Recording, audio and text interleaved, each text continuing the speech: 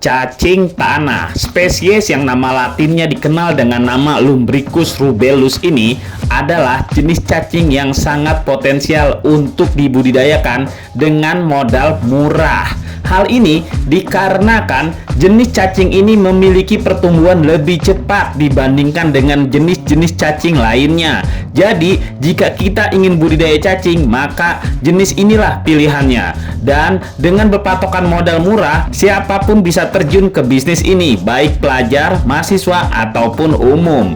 Selain pertumbuhannya cepat, cacing tanah ini juga sangat mudah pemeliharaan dan perawatannya karena bisa berkembang di media apapun dan limbah-limbah apapun. Dengan kemudahan cara budidayanya itulah tidak mengherankan jika cacing tanah banyak dimanfaatkan dalam dunia pertanian, peternakan, termasuk industri farmasi.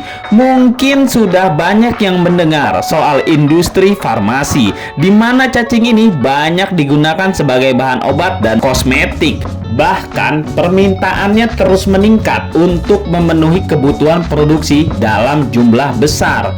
Untuk keperluan pasar ekspornya, cacing tanah bukan hanya dijadikan sebagai bahan pakan unggas saja. Cina membutuhkan cacing tanah untuk dijadikan obat tradisional. Prancis dan Italia membutuhkan untuk dijadikan bahan kosmetik seperti menghaluskan dan melembutkan kulit. Sementara Jepang dan beberapa negara Eropa membutuhkan cacing tanah sebagai bahan tambahan dalam pembuatan makanan dan minuman. Namun begitu, ketersediaan cacing tanah jenis ini masih terbatas dengan harga relatif mahal karena belum banyak yang melakukan budidayanya. Di Indonesia sendiri baru hanya sebatas sebagai bahan pakan ternak, pupuk, dan obat saja, belum ke kosmetik. Dengan manfaat yang melimpah ini, tentu saja proses budidaya cacing tanah sangat cerah. Tapi sayangnya, hingga kini masih sedikit masyarakat yang sadar akan peluang tersebut. Ternak cacing tanah masih sangat jarang dilakukan karena kebanyakan orang menganggap bahwa cacing tanah merupakan binatang yang menjijikan. Padahal cacing ini berpotensi dapat dibudidayakan dan menjadi peluang usaha yang menjanjikan. Dari satu ekor cacing dewasa, kita bisa memproduksi 10-20 anakan setiap 10 harinya. Sehingga dalam 1 tahun kita bisa menghasilkan 500 anakan. Biasanya dari 1 kilo cacing tanah dalam 3 bulan bisa berkembang menjadi sekitar 5 kilo cacing tanah. Usaha cacing tanah ini cukup prospek dan menjanjikan karena dapat memberikan keuntungan yang besar. Dalam satu periode pemanenan atau sekitar 3 bulan, dengan 20 kilo modal indukan cacing tanah akan menghasilkan 100 kilo cacing tanah. Sementara harga per kilonya cacing ini mencapai 60.000. Boleh dicek harga-harga cacing di toko-toko online. Dalam waktu 3 bulan bisa menghasilkan omset sekitaran 6 jutaan dengan modal 600.000 saja. Bayangkan, jika kita punya modal 5 juta, maka omset kita dalam 3 bulan sudah 50 jutaan, bukan? Budidaya cacing tanah konsepnya adalah memanfaatkan limbah organik yang berada di sekitar tempat tinggal kita. Tentu saja ini artinya untuk memberi pakan mereka, kita tidak harus membeli, hanya dari kemauan kita untuk mencarinya saja.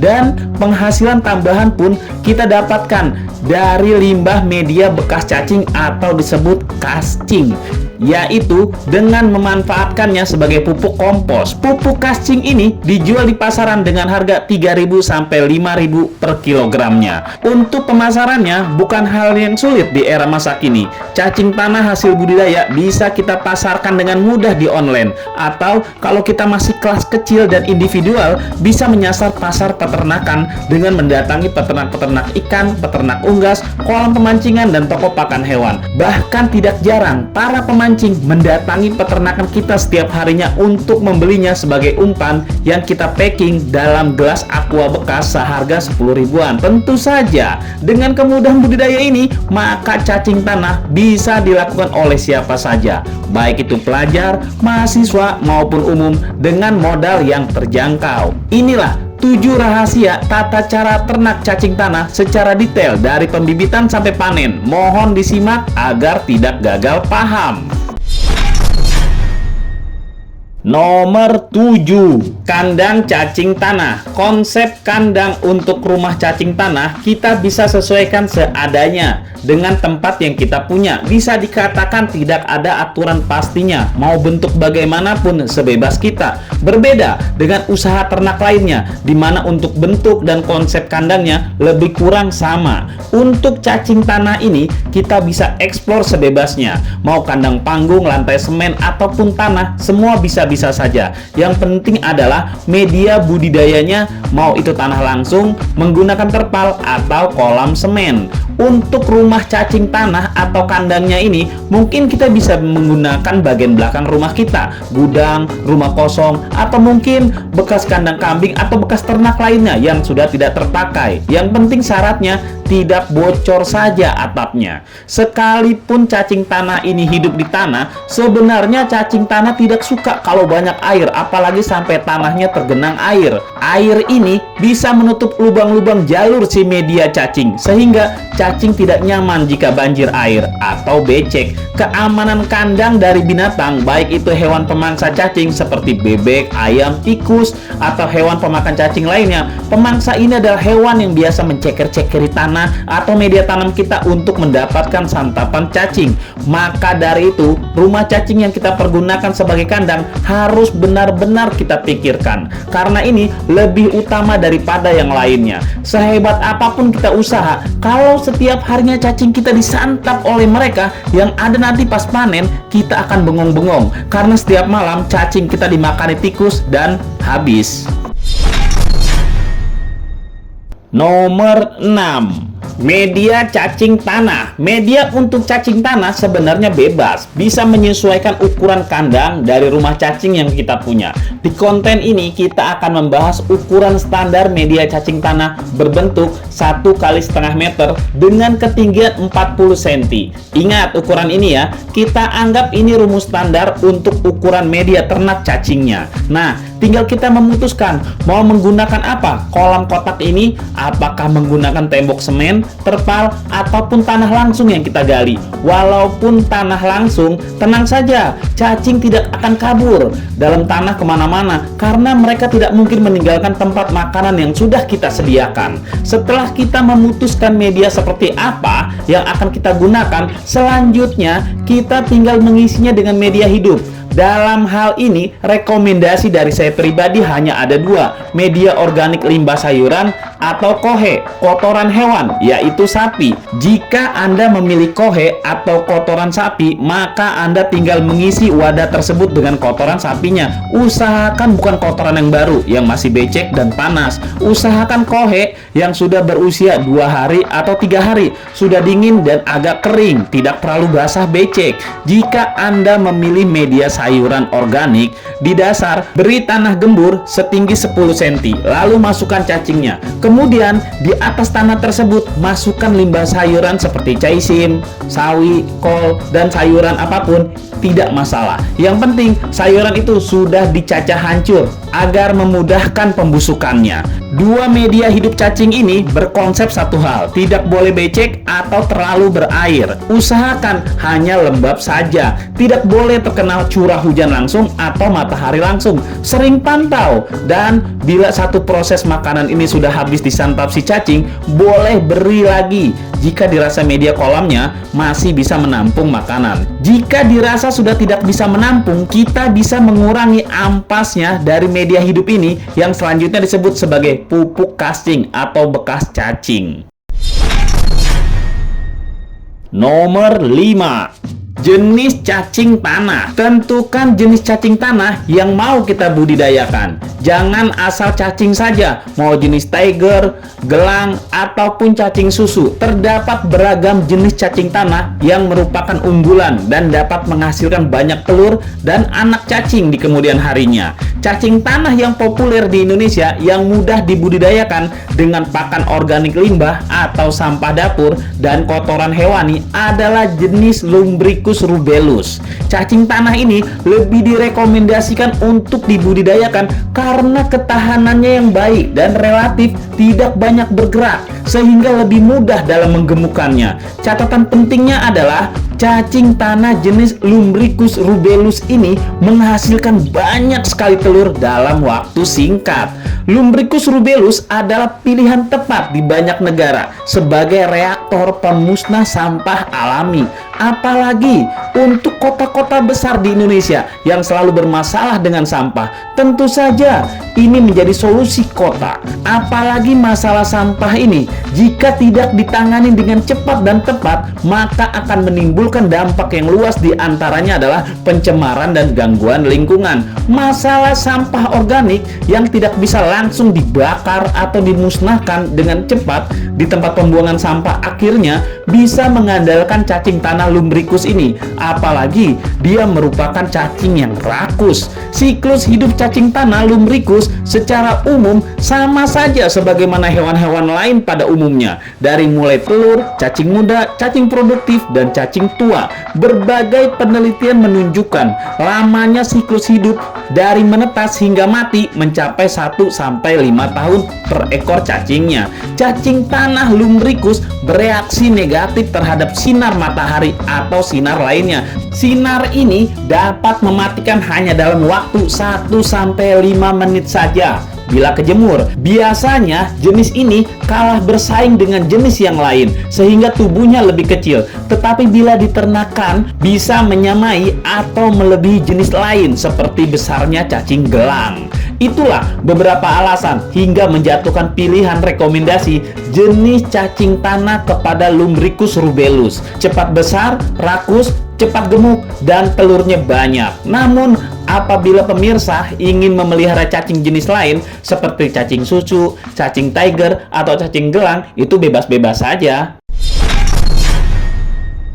Nomor 4, bibit cacing tanah. Untuk mendapatkan jenis unggul dari cacing tanah bisa ditempuh dari dua jalan, membeli atau mencarinya. Membeli tentu saja kita bisa mendapatkan jumlah banyak dalam waktu instan. Sedangkan mencari, banyak yang melakukan hal ini tanpa modal, hanya menggali di sekitaran daerah yang basah dan lembab, dekat sungai, aliran air, dan sebagainya. Jika bibit cacing telah kita miliki, baik itu dari salah satu cara yang barusan saya sebutkan, kita bisa langsung memasukkan bibit cacing Lumbricus ke wadah hidupnya. Ada beberapa pendapat dalam hal perbandingan antara media tanah dan jumlah cacingnya. Bahkan ada petani yang menggunakan sistem perbandingan 1:1. Jika media tanahnya 1 kilo, maka cacing yang dimasukkan pun seberat 1 kilo. Kalau versi saya pribadi, hal tersebut tidak menjadi patokan. Sebebasnya saja selama cacing yang kita masukkan bisa terlihat tertutup oleh tanah, tidak terlalu bergerombol, maka artinya sudah cukup. Maka kita bisa melihat bagaimana kepadatan cacing tanah jika tanahnya kedikitan atau kebanyakan. Setelah cacing tanah masuk ke media hidup, jaga kelembapan tanah dengan cara menyemprotkan air secara halus-halus agar cacing tidak terlihat kekeringan. Pastikan juga pH tanah normal atau sekitar berada di 6 atau 7. Kita bisa mengukurnya dengan alat ukur dan lakukan pemeriksaan secara rutin setiap 3 jam sekali pada hari pertama mereka tiba di media hidup ini. Jika cacing terlihat seakan ingin keluar dari wadahnya, maka kemungkinan kelembaban suhu atau pH-nya tidak sesuai. Setelah 6 jam atau keesokan harinya, jika dilihat cacing ini sudah nyaman, kita sudah bisa memulai memasukkan pakan ke media hidup cacing ini. Intinya adalah cara kita mendapatkan bibit cacing ini haruslah benar, bukan asal cacing saja yang tubuhnya kurus, lemes, atau warnanya pucat sekali. Nomor 3, pupuk cacing cacing tanah. Salah satu keuntungan dari beternak cacing ini yang pada akhirnya membuat pemasukan harian adalah dari penjualan pupuk cacing atau bekas cacing. Biasanya petani-petani atau penghobi dunia tanaman akan mencari kita, ataupun para penjual tanaman hias, petani buah, dan siapapun yang membutuhkan pupuk akan datang kepada kita. Casting atau kotoran dari cacing tanah lumbricus ini mengandung bermacam komponen biologis seperti giberellin, sitokinin, dan auksin. Semua yang dibutuhkan tanaman seperti nitrogen, fosfor, kalium, belerang, magnesium, dan besi yang sangat baik untuk pertumbuhan tanaman ada dalam sisa hidup media ternak ini.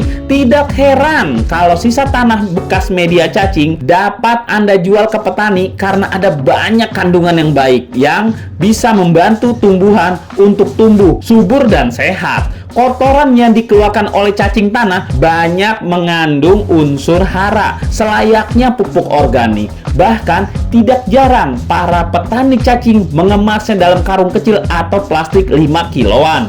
Boleh disablon dengan merek sendiri sebagai produk rumahan. Untuk tahap penjualan dan pemasaran, kita akan membahasnya di konten bagian pemasaran. Intinya, dalam budidaya cacing ini, pupuk menjadi pemasukan yang cukup lumayan. Bahkan, ada petani cacing yang malah tidak fokus ke peternakan cacingnya saja. Dia lebih fokus memproduksi pupuknya. Cacingnya sendiri tidak dijual. Pupuk cacing sudah cukup familiar dan orang suka menggunakan pupuk ini karena manfaatnya sangat baik untuk tanaman. Pupuk ini juga berperan dalam proses pencampuran media-media tanam lainnya. Struktur adanya lubang atau liang di cacing ini dapat membantu memperbaiki aerasi dan drainase dalam tanah.